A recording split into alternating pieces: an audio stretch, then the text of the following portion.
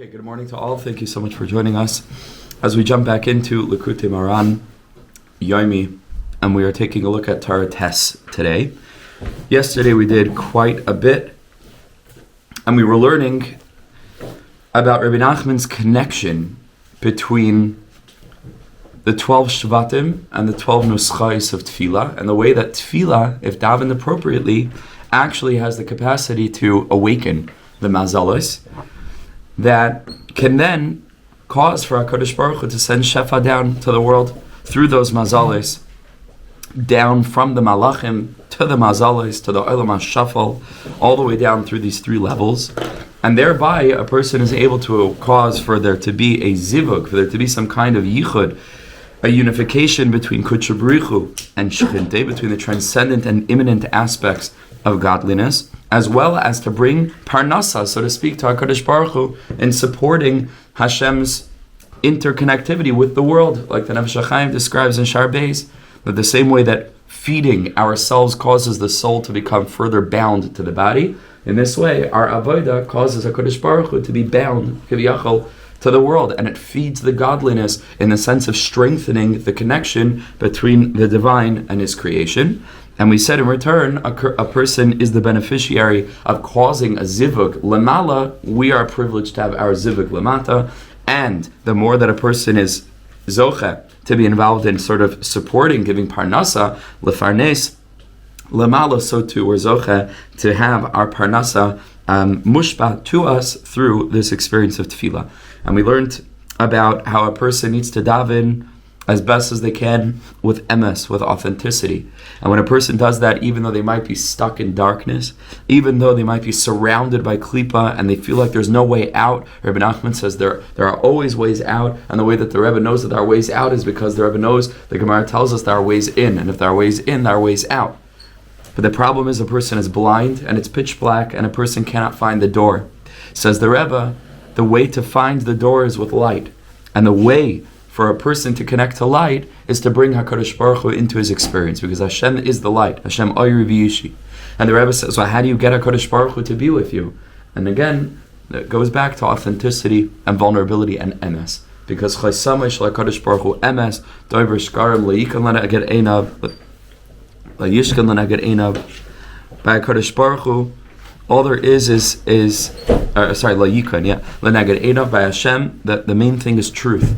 And when HaKadosh Baruch Hu is with a person, so then a person's life is illuminated and they're able to find the drachim out.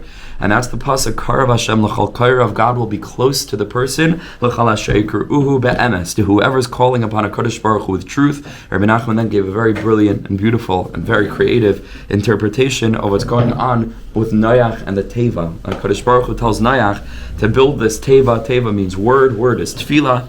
And he tells him to make a tzayar for the teva, to make a light source. And we said, Yesh Ayrim Even Toiv, Yesh Ayrim Chalayin. There are some kind of diburim that are less authentic in the sense that they're full of light, but they're communicating someone else's message. That's a chalayin, right? That is just allowing for the light to shine through. And then there are words that are an Even Toiv, right? That there are words that are authentic in and of themselves. That's the aspect of Hispodidus. You're not reciting somebody else's words, but you're literally bringing your own, it's your Even Toiv, it's your own words, right? And that is a light source in and of itself. And that is Yesh Aimrim Evin Toiv, right? And that's Soyar Tasal Teva. There are different layers of authenticity. Val Ama Techal Enam Lamala. Techal Enam means yearning. Lamala, what does HaKadosh Baruch Hu yearn for? Ve'el Ama. Ama is Eish Mayim and the Hey Moitzai Sapeh, the 5 different places within the mouth, from which the 27 letters of the Aleph Beis emerge, the 22 letters, 22 sounds of the Aleph Beis emerge from these 5 different places in the mouth. That's Aleph Mem Hey, and the Rosh Tevis of Ama, Techal Ena, Milamala is Emes. HaKadosh Baruch Hu yearns for Diburei Emes. And when a person does that, so then then a person is able to find the doorway out through the teva, through the word of truth. A person is able to find the doorway. Where's the doorway? B'tzida tasim, right? B'tzida in the aspect of the tzad sayid, in the aspect of Esav, and that gives parnasa tachtiim shniyim u'shlishim. That's bringing down shefa to the whole entire structure of existence. Tachtiim shniyim u'shlishim is the aspect of the olam hamalachim, the olam ha Galgalim, and the Olam HaShafal, which is together, Rosh Tevis, like Rebbe Nachman told us, the Adama Shafal, Adama Koichavim, Adama Malachim, is Shechem. And that's what Yaakov Avinu was able to give over to Yosef, Yaakov being the collectivity of the 12 Shvatim, the 12 Neschais of Tefillah. This is what we learned yesterday. Says the Heilige Rebbe is Dalit of Tzarchal Adam Lekashras Tefillah, so L'Tzadik Hadar. A person needs to bind themselves in their Tefillah to the Tzadik Hadar. This Torah test, in many ways, that we pointed out, is sort of like a companion Torah, sister Torah to Torah. Torah test is a sister Torah to Torah Beis, and we pointed that out from the standpoint of Abba Binyamin, right, who wants his mita placed between north and south. And we said this is also, in a certain sense, the aspect of the cherev that needs balance between left and right. And you see again and again the relationship between Yaakov and Yosef. We're seeing again and again this Torah is echoing themes that are brought in Torah Beis, and this one is very explicit, right? Because we learned in Torah Beis about bringing the panels of the Mishkan to Moshe Rabbeinu, and so the Rebbe says over here again, Sarchal Adam lekashras tfilas l'tzadik hadar. That tzaddik is called tefillah l'shar hashayich. That tzaddik gives the person the capacity that their tefillah should go to the right place, that it should be elevated to that person's individual sharish neshama, like the Rebbe had said earlier, that a person needs a big schus. Right? The Rebbe says, "V'tzarich lez a schus gadol." He had told us, "Sheyiskad ha'adam la'alis tfilas ederech shar shayach l'shifta." It's not so simple. And if the Rebbe is telling us that the way to do that is connecting to tzaddikim, then by extension it means that a person needs a schus gadol to connect to tzaddikim. It's not simple. It's a huge privilege to do what we're doing. It's a tremendous privilege. Very few Jews in history have had the privilege of connecting stam to tzaddikim, let's say, generally in a real way, but to this tzaddik. Very, very, very, very minute amount of Yidden have had that privilege. And it's a tremendous club to be a part of. It really is amazing. So you need a schus gadol, that a person should be able to connect to this tzaddik, that the tzaddik knows how to lift up all the tefillas, that they should go through the gate that's shayach to that person's shevet. Ki kol tzaddik v'tzaddik b'chinas Moshe Mashiach. Each of the tzaddikai adoros is an aspect of Moshe Mashiach. Moshe Amr Moshe Shaper Kamred, like the reference in the Gemara is made, where one tzaddik was referring to another tzaddik, and his name wasn't Moshe, but he said Moshe Shaper Kamred. Moshe, you're saying good, because in the sense that you're transmitting Torah, there's a spark of Moshe Rabbeinu in you, like the Zohar Kadosh says, the Spashtus, the Moshe B'chula Dara, right? That the Moshe Rabbeinu's energy is shining in every generation, and Dara is, of course, the letters Adar, right? And that's Rosh Tevis, Rabba, the Ravin is Stalik. The Moshe Rabbeinu is connected to that place of Rabba, the Ravin, the will of wills, which means that the activation of our deepest ratzon within us, which is to be connected to Hashem, is the Bechina of Moshe Rabbeinu inside of us. And Tzaddikim, who have fully manifested this spark of Moshe, they are rightly called by the name Moshe. Uksiv Adki of Shilai, until Shilai comes. This is a reference to Mashiach, to Moshe, and that's also gematria, as we know. Moshe Rabbeinu, Masha Haya Hu Sheyeh. What was, it will be, like it says, Hu Goyal Rishon, Hu Goyal Acher. And Moshe was the first redeemer. He will come back and be the final redeemer. Mashiach is the collectivity of all the prayers of Am Yisrael throughout history. It's not just that we're davening for Mashiach to come, we're davening for Mashiach to come. When we daven, those tefillas are literally building up the koima of Mashiach, as we learned in Torah Beis. And for this reason, Mashiach is described as being a person who will be able to scent and smell and sense through his sense of smell what the right aspect of justice is, where truth is. Mayrach v'da'in. He will smell and he will judge. This is the aspect, now we're coming up to Purim, of Moshe Rabbeinu, as Rebbe Nachman is going to tell us. Mordechai is the aspect of Moshe Rabbeinu, and Mordechai minatar minayin.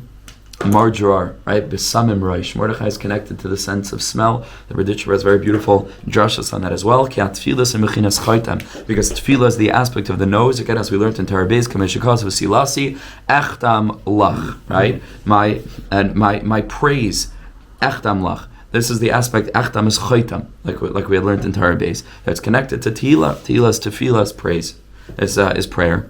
Here we come to the Rabbi Bar Chana, and he says, he says, one time I was walking in the desert, and I was being accompanied by Autaya. This our friend, the Palestinian over here. Every Torah is about the Sefer Yishmael. It's very, very interesting. Big tikkunim, I'm sure. Taya, Sefer Yishmael, right? The Arab merchant. He's walking with him through the desert of this world. And to have a shakal afro umayrechle. He was picking up some dirt and he was smelling it. He's just picking up dirt in the desert, or sand, I guess, and smelling it. And he would say, this path, from this dirt that I picked up from this path, that leads to this particular place. And he would pick up another dirt from a different direction, this will lead to a different place. So I asked him, okay, maybe you can tell me how far we are from water. He said, give me some dust.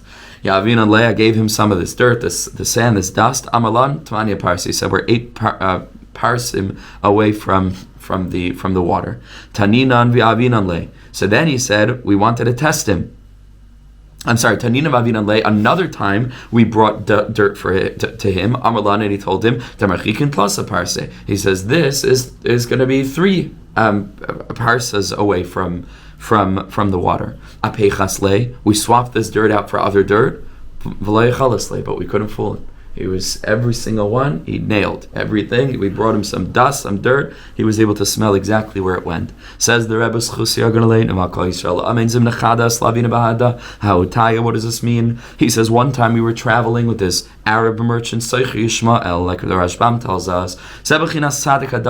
This is the aspect of the Tzaddik Hadar, of the Tzaddik Emes. Shu kala kala tfilas k'Mashiach. He's an aspect of Mashiach. This messianic soul is an aspect of Mashiach. Utfilas zevachina soicher Yishmael. And prayer is the aspect of soicher Yishmael. This is a drush Rebbe Nachman already used in previous Torahs. Kama shekasim ki shama Hashem al anyech. Yishmael is the aspect of prayer because his whole name is al pi Yishmael, the aspect of HaKadosh Baruch Hu answering our prayers. V'targumai kibal Hashem tzleisech. God has answered your prayer. This is a reference to Hagar, davening for the boy.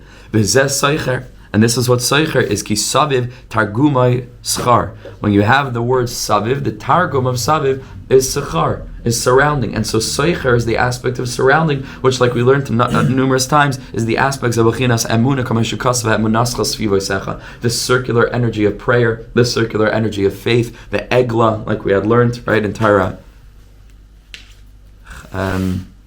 Zion, right? And that's the aspect of the circular energy of prayer faith. What does it mean? We were walking with him. We were accompanying him, meaning we had bound ourselves to this Tzaddik Hadar. Is the aspect of prayer. What does this mean? He was picking up clumps of dirt and he was smelling it, and he said, this is going to go to this direction and to this destination, and this is going to go to the other destination. What does that mean? Says the Rebbe, Afra is a bechinas tefillah. Afra is an aspect of prayer. You shall place, or his sword shall cause the people that he's fighting to turn to dust. Cherev is a bechinas tefillah. We already know that cherev, the sword, is the aspect of prayer, like we learned in Torah Beis, which the Targum says, with my sword and my bow, with my prayer. And he was smelling it. This is Mashiach. Mashiach, who's the aspect of Soicher Yishmael, that he's made out of the prayers of Klal Yisrael. He's going to be able to smell the offer. He's going to be able to smell out the true nature of our prayer. Is it authentic prayer? Is it inauthentic prayer? Like we said, there's a connection between tefillah and the nose. And he would say, he knew all the paths of tefillah. It's a reference to the 12 pathways of the Shvatim as they travel through the Yamsov, Kikriyas Yamsov, Kasha Zevugay Shaladam, Kasha Mizaynaisav Shaladam. V'hayodea called tefillah shayach l'shivta, and the tzaddik is able to know where this tefillah needs to go. He's smelling the tefillah, and he says, Haladuch the plan. This tefillah goes to this shevet. This tefillah goes to that shevet. V'amrinan le kama marchikim imaga v'amahavli afra v'avinan le amalahu tmania parsitin v'avinan le amali tlasa parsa pechas v'lechaltale. What does this mean? That we were bringing him dirt from different places, and we were asking him, how distant is this from water? How distant is this from water? And he was telling us exactly how distant it was. This one was 3 parsas away from water. This one was 8 parsas away. Not in that order. First it was 8, then it was 3. What does this mean? What does that mean when we're asking him, how distant are we from water? It means We were asking him, how distant is my prayer from being the kind of prayer that's described as a true outpouring of heart that's associated with the outpouring of water? Shivchi kamayim libech, kama marchikim imaya. How far is my tefillah away from Shivchi kamayim libech, noichach panei Hashem? Amalan Tmanya. And he told us, I'm very sorry to tell you, but you're 8 aspects away from that. This is an aspect of you need to learn a lot more, and you need to daven a lot more, the 3 tefillas a day. And I saw in the Mefarshim that they explain that the only way that a person can really connect to Hashem and Hispodedus, there's a big counterintuitive, because Hispodedus seems to be so much the aspect of circular energy, spontaneous energy, individual energy, all this aspect of your personal connection. But we said the whole thing of Rebbe Nachman is balance. If a person doesn't have the standard 3 prayers a day, and a person doesn't have a standard commitment to Limanat Torah, your Hispodedus is going to be lacking something. Which is a big counterintuitive, but these 2 things need to be balanced. And so that's literally what he's saying. He's saying, how far is my hispodedus from Shivchi Kamayim Libech, right, from the Mayim? And he says 8 aspects. You got a regular Limanat Torah, Chamisha Chamshei Torah, and the 3 tefillas a day. That's what he said in the note at the end of just. Nachon, exactly. That's what we referenced in the Rebelli's pointing out of the Ksav Yad Chaverim. That's exactly right. And so that's a reference to that. You have to learn more, you got to daven more. Taninan v'yavinan leis. We did that. Taninan lashon limud. Taninan, right? We came back a second time, but over here he says from the standpoint of kal hashoyna halachas. It comes from the word too, but it can mean to learn. So we learned. That's what we did, right? Taninan lashon limud v'achar limud yavinan leis. So we came back and we gave it to him again. La riach kama marchikim izayis b'chinas shamayim. Now how far are we? He said, now you're only 3 parsas away. Now you did the learning, but now you need a daven. He showed us this because we had not yet reached the level that we should daven with so much kavanah. We had not gotten to that level that our whole heart turned to water, just completely melted away. We hadn't gotten to that level. And he brought it. This is the raya he brought us. Apeches. Right, which means, right, because it really is, the lashon is apeches v'layachalasle. Apeches kameshakasav. Are you able to apeches, which means to turn it around, to flip it over? Af tashiv tzur charba v'layaki moisa b'machama. That the pasuk says, Af tashiv tzur charba. You have turned his sword back. V'layaki moisa b'machama. You have not allowed him to win the battle. So apeches means your tefillah was flipped over. Meaning you weren't able to reach this madrig of shivchi libet kamayim. It didn't work. You tried to go out to war with your sword, with your cherev of prayer, but it didn't go. And by Mashiach the prayer is a sword. And if your tefillos were mamish on the level, you, in your own personal world, would be winning the battles, right? Would be overcoming, whatever this means for each person in their own world. That each person would really feel that their tefillah is mamish shivchi libech hamayim. But much more than that, says the Rebbe, if Klal Yisrael was taka davening the way that they should, so then Hashem would certainly not turn back Mashiach. Mashiach would have already come. It's certainly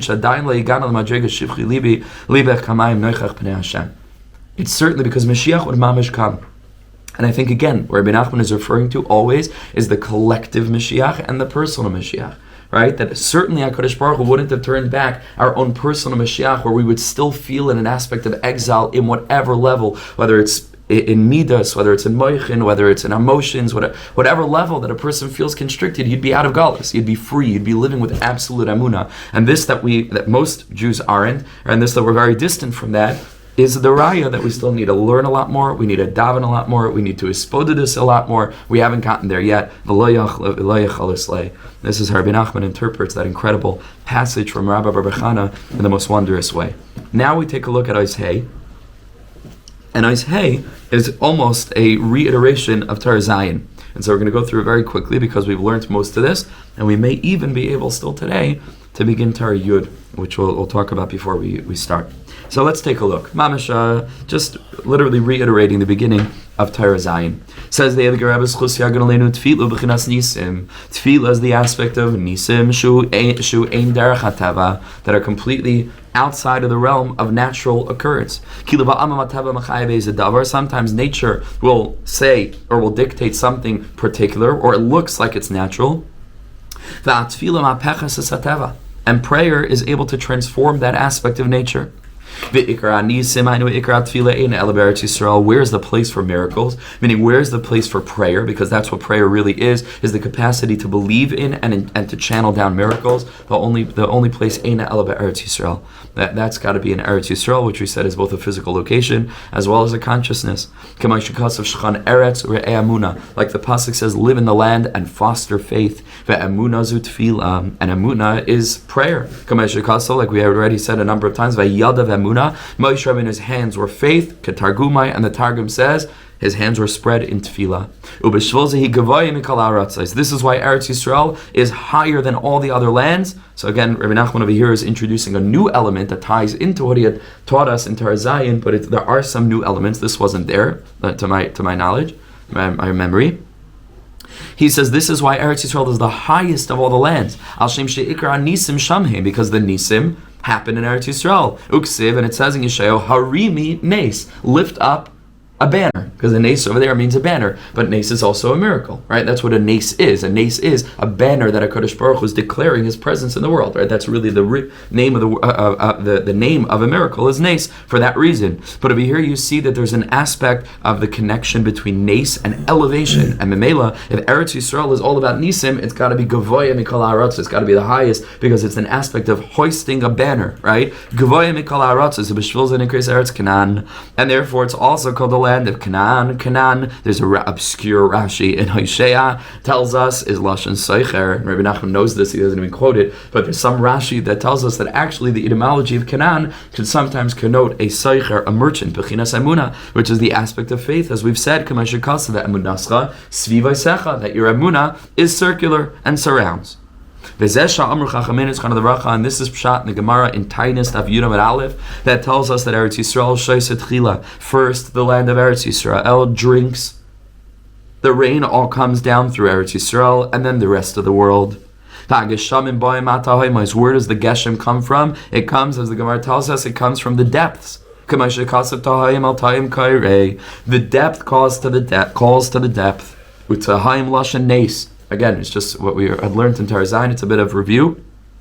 The word tahayim, which means a depth, can also be an aspect or a reference to a miracle. Like it says in Rusva, Tehaim kala ir, because the word Tehaim is an aspect of Tehaim, which means to be bewildered or to be in a state of wonder. Right, on something new or something that's perceived to be renewed every minute. So that means that nature is not new, but we can approach it as new because I'm a chadesh betuva b'chayim tamer ma'aseh bereishis al davar chidesh masmihim. This is a tamiyah, right? On something new, a person is bewildered and shocked and surprised, and that's the connection between the word tahayim and the concept of a miracle through the word vatehaim kalair.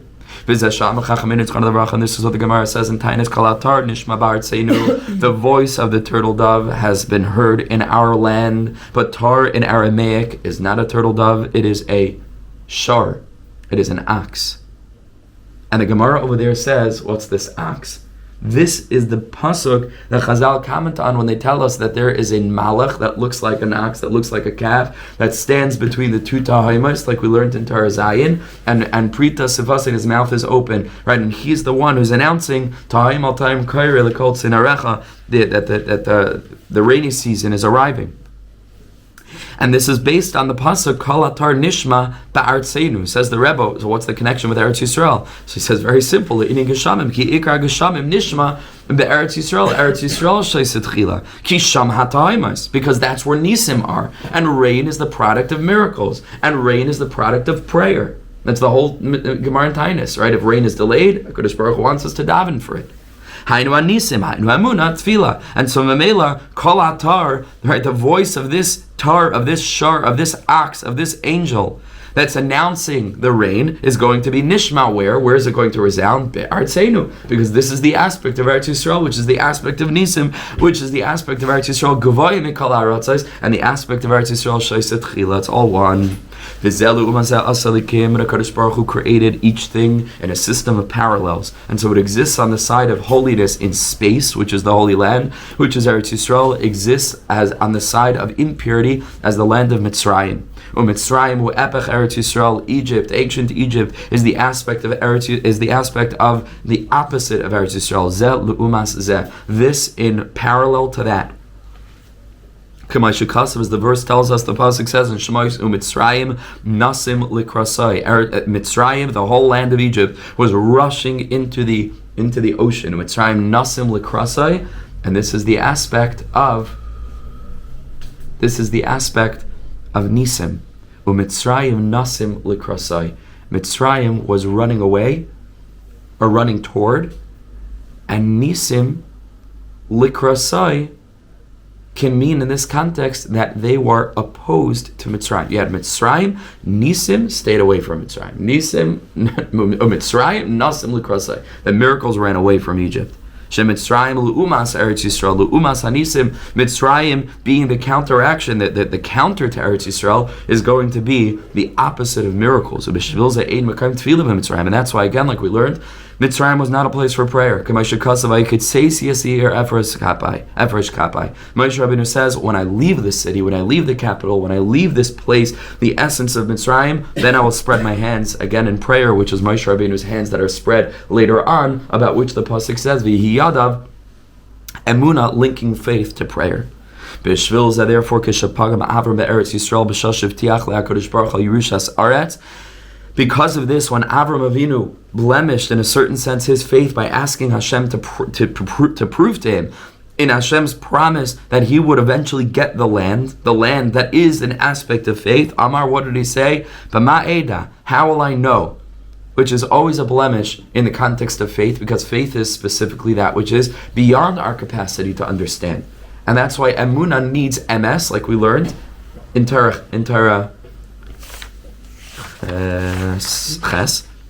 Still in Torah Zion. Right? Emunah, in order to be Emunah, really needs MS, which means that our Emunah is grounded in our intellect, that we're able to use our rationality to identify the best diving board, and then you leap off into faith. But it's not a leap of faith, right? It's a leap into faith. The leap is from a steady foundation. That's emes. It's a leap into the realm of faith. That from this perspective, I understand rationally that my brain is limited. I understand rationally that there are things that I cannot understand. And that's where Emunah begins. That's the aspect of Purim, of drinking ad de lo yada, right? To reach a point that's beyond our das. That's the aspect of Emunah. But over here, Avram Avinu is asking for a promise, for a proof for a, what's another word I'm looking for? For a guarantee. More than a guarantee. Evidence. I don't know, there's a word I'm looking for. But Avram Avinu is asking that HaKadosh Baruch Hu should assurance, right? Sometimes go to some kind of assurance from Hashem that he's going to actually inherit the land, and he uses this word, Bama Eda, meaning I want to bring it into my intellect, and that's an aspect of a Begam Emunah. So because of this, our forefathers had to go down to Egypt, meaning it's a direct result, because Egypt is a place of the opposite of Emunah. It's the place of the opposite of Nisim, the opposite of Tefillah. And therefore, Avram Avinu, who on his exalted level we can't imagine, has some kind of blemish in Emunah that leads directly to our forefathers having to go down from Eretz Yisrael to go down to Mitzrayim, Kipaga ba'emunah, because that's a blemish in faith, and faith, hainu Eretz Yisrael. B'chinas nisim, the aspect of Eretz Yisrael is the aspect of miracles. V'yered Yaakov v'banav leMitzrayim, and Yaakov and his children, the 70 descendants of Yaakov and his family, go down to Egypt, Shesham Hepech HaNisim, which is the opposite of miracles, Shezelu Umazeh, because that is the result of Avram Avinu's blemish in faith. Naturally, that's going to lead to Yaakov and his children being exiled from Eretz Yisrael, which is the land of faith, and going down to Mitzrayim, which is the land that is the opposite of faith. V'yardu daika Yaakov ubanav, and it had to be Yaakov and his children. And this Rebbe Nachman had made very brief reference to in Torah Zion, but over here he fleshed it already out, right? And we learned about the 12 Shvatim, the 12 Nischais, and the 12 Mazalis, and the 12, and so on. So over here, it's a lot more meaningful. Says the Rebbe in this context, V'yardu daika Yaakov ubanav, and it was specifically Yaakov and his children that are going down to Mitzrayim. Kihu pagam be'Eretz Yisrael, because Abraham Avinu's pagam was in Eretz Yisrael, and it wasn't just stam asking for an assurance about any old promise. It was a promise about Eretz Yisrael, right, which is the land of faith. So if there's something that Abraham Avinu shouldn't have been using his das for, it was this. But over here it says b'ma'eda, and that's a blemish in Eretz Yisrael. And so Yaakov ubanav go down. Why? Because Eretz Yisrael is nisim. Eretz Yisrael is the aspect of miracles. If it's possible, please to mute on the chat. Very important. If you're joining the call, please make sure that you're muted. Thank you so much, that everybody is able to listen properly. Thank you so much for muting. I don't have the ability to mute you from my end, and I don't either have the ability to have people leave the chat. So thank you so much. If you're able to, please mute. V'yardu daika Yaakov ubanav ki upagam Eretz Yisrael b'chinas tefillah, which is the aspect of prayer. V'yardu Yaakov ubanav, and this is the aspect of Yaakov and his children going down. Okay, apologies to those who are watching the video. Our SD card is full, so we'll have to continue just with the audio. I'll pretend like you're seeing us. So he says like this: this is the aspect of Yaakov Avinu and his prayer, which themselves are the aspect of the 12 nuschais of prayer. So of course they're going to be the ones who go down to Egypt, because they themselves are tefillah. So then naturally, who then is going to merit Eretz Yisrael? It's only going to be Yaakov and his children. It's Yitzchak, right? Who's going to be Yitzchak, rather, who's going to be called your descendants, and thereby access this land of Eretz Yisrael. Be Yitzchak, Chazal Darshan, v'loy kol Yitzchak. It's going to be Yitzchak, but not everybody who comes out of Yitzchak. All right, because Esav is not allowed. Fascinatingly enough, again, not to get too political, but if you'll notice, this doesn't necessarily leave out Yishmael. Right? He tells Yaakov, he tells Avraham, be Yitzchak Yikara, right? And that's loy kol Yitzchak, which is a reference to Yaakov and not Esav. But Rebbe Nachman's making a lot of reference to Yishmael and their connection to Tefillah, which is a direct connection to Eretz Yisrael. And so reason to wonder about that. V'loy kol Yitzchak. V'zeh sha'amar chachamenu zchana levracha ein hageshamim yordim ela b'shvil amana. Ein hageshamim yordim ela b'shvil amana, says the Hiliger Rebbe. This is the pshat in the Gemara in Tainis Ches Amud Aleph, which means ein hageshamim yordim ela b'shvil amana. The rain only falls on account of those who are faithful. Haynu b'chinas Eretz Yisrael, because Eretz Yisrael is connected to rain. Shu b'chinas tefillah b'chinas emuna, which by the way also connects to Torah, where we learned that davening very loudly causes rain to fall, right, from the cloud, so to speak, of the mind down into the heart. So prayer over there is also connected to rain. This is the aspect of rain that draws from the depths, and it drinks first. The aspect of the ta'imus, the aspect of the depths, which is the aspect of miracles. So the rain that falls is going to fall on account of faith, because rain comes from the Tahim, and Tahim is Nes, and Nes is Emunah. Right, so it's all connected. And here Rebbe Nachman makes use of very similar words to the drasha that he had given us in Torah Zion, where the Rebbe taught us that Ein ben David ba ad shetichla pruta min hakis. And the Rebbe said, min hakis is min hakisoy, the covering over. Pruta is the angel, the pirta sifase, that his mouth is spread, and he's an eagle, which is the eagle of the circle of prayer of faith. And there are those who want to cover that up. There are those who want to say that there is no such thing as miracles. There's no reason to live in this world with a sense of wonder, as if this world is a chiddush. This world is not a chiddush. This world is boring. It's nature. Everybody knows the sun's going to rise in the morning, the sun's going to set in the evening. This is nature, right? And there are those that want to cover over the miraculous nature of nature, and they want to say nothing doing. It's not impressive to us. They don't live with wonder. And Mashiach will come in accordance with how much of that energy is removed, right? How much we're taking off the cover of nature and we're seeing HaKadosh Baruch Hu's presence. So here he uses a very, very similar construct for this Gemara over there also in Tainis Ches Amud Beis.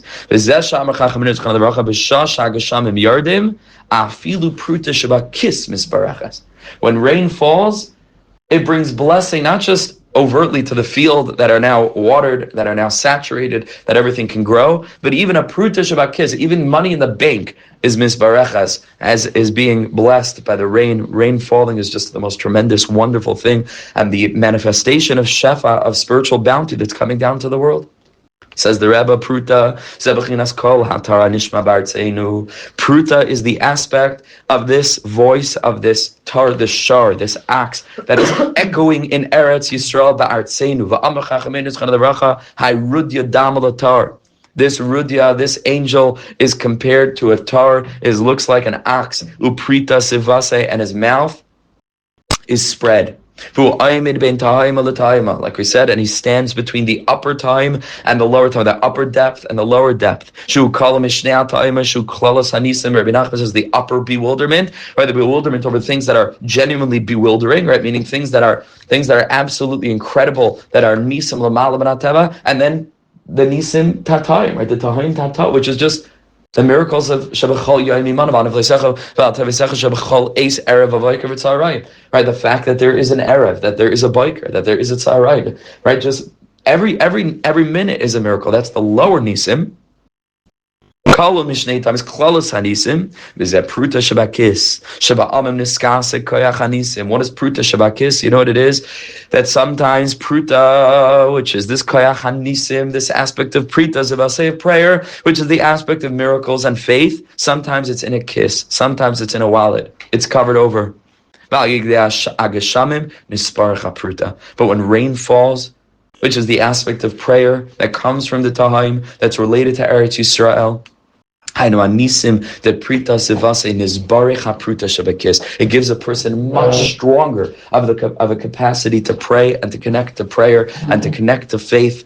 That pruta in the kiss is blessed. He says these people who deny all miracles, no, nothing's impressive, nothing's divine, nothing's spiritual, everything is just physical, natural, reductionist. If they see a miracle, they just say, oh, it's nothing. Right? This is just a natural occurrence. Nimsa. I saw something from Rabbi Tatz, and he said that even if Kriyas Yamsuf happened today, they would say it was a combination of a tropical storm, a tsunami, a one-off event. That even Kriyas Yamsuf, they would find a way to take the image out. Yeah, I believe that's a story from the Baal Shem Tov, that they came to the Baal Shem and they told him this, and the Baal Shem Tov said, "Okay, and who made the wind blow?" So it's okay. It was nature. Yeah, but who caused that natural? Meaning, because to the Baal Shem Tov, nature is weiter and nes. So you'll say, no, it wasn't a miracle, it was nature. But the Baal Shem is trying to bring out that your nisim ilaim, right, our nisim tatayin are also miracle. They're also miracles, right? So who made that happen, right? Mamish nimsa shapoig min betfila.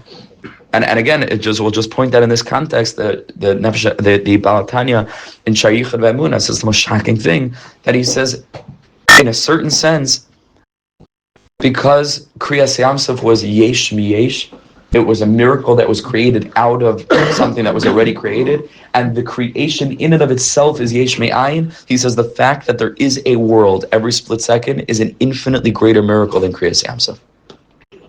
That's what the Baal Tanya says. Just the fact that this is a greater nace than Kriyas Yamsuf was, even though we don't experience it that way. He says, according to him, the Nisim Tatayim are actually the Nisim Elon, right, in a certain very deep way. Amazing. But there are people who say, it's all Derech HaTeva. They don't live with this consciousness of Yaakov Avinu, this consciousness of Mashiach. Nimtza Shapayim Betfila, they blemish prayer. Kat Tfilu Nisim, because Tfila is all about miracles. Shemishanas HaTeva, because it causes for there to be a deviation from the standard order, so to speak, of miracles that we call nature, right? But it breaks even that.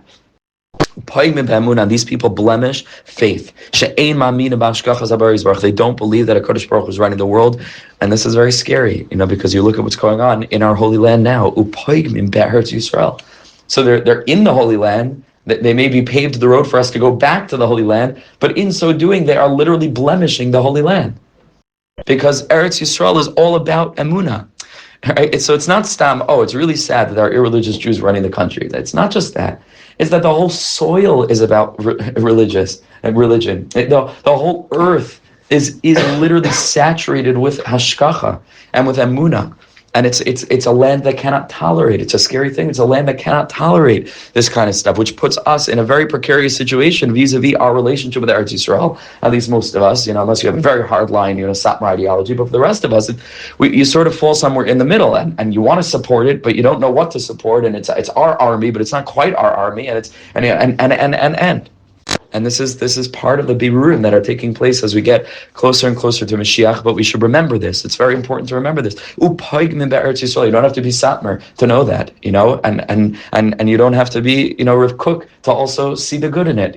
You just have to be a Jew, but a Jew has to feel both of these things, I believe. You have to feel both of these things. There's a pagam, a huge pagam happening in our holy land.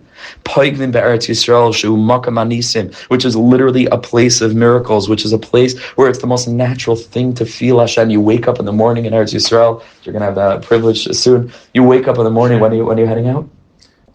Sunday night. So you have the privilege of waking up. You feel Hashem.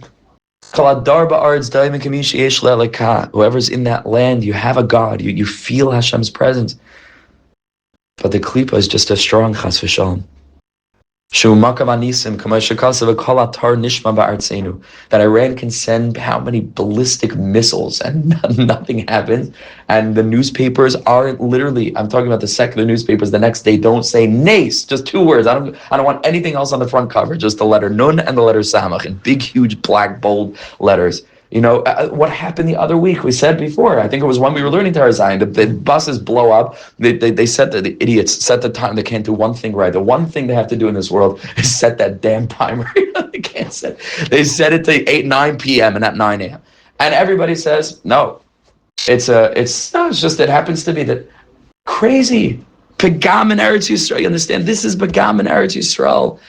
In Eretz Yisrael, chas v'shalom, so we have to sort of counteract that with like being mind blown and to see Hashem's miracles in every minute, in mamish in every minute.